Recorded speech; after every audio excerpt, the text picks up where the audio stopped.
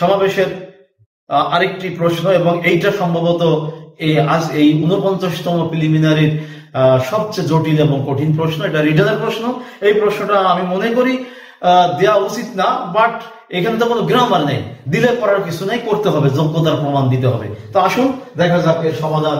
যেহেতু এটা রিটেনের প্রশ্ন তাই আমি রিটেনের মতো করে দিলাম। এইখানে আগে আমরা দেখবো যে মোট বল কতগুলো। তো লাল বল প্রথম থলে 2টা আছে আর দ্বিতীয় থলেতে 5টা আছে। সবুজ বল প্রথম থলেতে 3টা আর দ্বিতীয় থলেতে 2টা। তাহলে মোট বল সংখ্যা প্রথম থলেতে 5, দ্বিতীয় থলেতে 7। কেন মোট বল সংখ্যা বের করলাম? কারণ আমরা লালের সম্ভাব্যতা আর সবুজের সম্ভাব্যতা যদি শুধু বের করি, এইটুকু বের করি, তাহলে আমাদের লাগবে মোট বল আর অনুকূলের বল, অর্থাৎ পৃথক পৃথক ভাবে সবুজ কয়টা আর লাল কয়টা, এটা লাগবে আমাদের। এবার আমরা দেখবো যে প্রত্যেক থলে থেকে যদি একটা বল তুলি, তাহলে ওই একটা বলই সবুজ হওয়ার সম্ভাবনা কত, অথবা ওই একটা বল লাল হওয়ার সম্ভাবনা কত।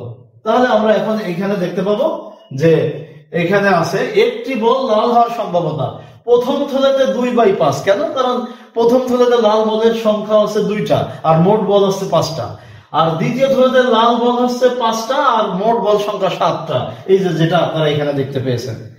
এবার একটি বল সবুজ হওয়ার সম্ভাবনা, একটি বল যদি সবুজ হয় সেই সম্ভাবনা হচ্ছে প্রথম থলেতে 3/5। কেন? কারণ প্রথম থলেতে সবুজ বল ছিল 3টা আর মোট বল সংখ্যা ছিল 5, আর দ্বিতীয় থলেতে ওই একটা বল সবুজ হওয়ার সম্ভাবনা 2/7। 2/7 কেন? কারণ দ্বিতীয় থলেতে সবুজ বল ছিল 2টা। তাহলে আমরা এখানে পেয়ে গেলাম যে একটি বল যদি লাল হয় প্রথম থলেতে তার সম্ভাবনা কত, দ্বিতীয় থলেতে সম্ভাবনা কত। আবার যদি সবুজ হয় তাহলে প্রথম থলের সম্ভাবনা কত, দ্বিতীয় থলেতে সম্ভাবনা কত, অর্থাৎ পৃথক পৃথক সম্ভাবনা প্রত্যেকটা থলের প্রেক্ষাপটে আমরা বের করে দিলাম। এইবার আসেন এই ঘটনা কতভাবে ঘটতে পারে সেটা বিবেচনায় আনতে হবে। আসুন একটু দেখে নিই কতভাবে ঘটতে পারে। খেয়াল করুন, এই যে এখানে বলা হচ্ছে যে ঘটনাটি যতভাবে ঘটতে পারে, প্রথম থলিয়াতে সবুজ দ্বিতীয় থলিয়াতে লাল, হ্যাঁ হতে পারে। অথবা দেখা গেল প্রথম থলিয়াতে লাল দ্বিতীয় থলিয়াতে সবুজ, এটাও ঘটতে পারে। আবার উভয় থলিয়াতে সবুজ উঠলেও হবে। এখানে বলছে অন্তত একটা বল সবুজ, অর্থাৎ 2টা হলে কোনো আপত্তি নেই। সেই ক্ষেত্রে সম্ভাবনা আমরা জানি যে লাল কোন বল অর্ধেক লাল অর্ধেক সবুজ না, অর্থাৎ এখানে কোনো ইন্টারসেকশনের সম্ভাবনা নাই, এটা স্বাধীন ঘটনা। স্বাধীন ঘটনার সম্ভাবনা হচ্ছে তাদের গুণফলের সমান।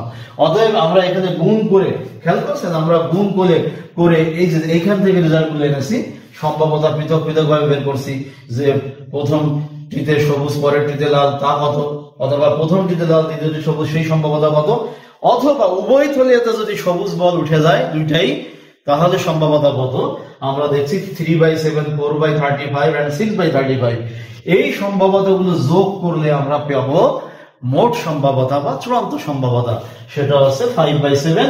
আমরা দেখতে পাচ্ছি অপশনে ছিল 5/7, অতএব এই প্রশ্নের সঠিক উত্তর 5/7।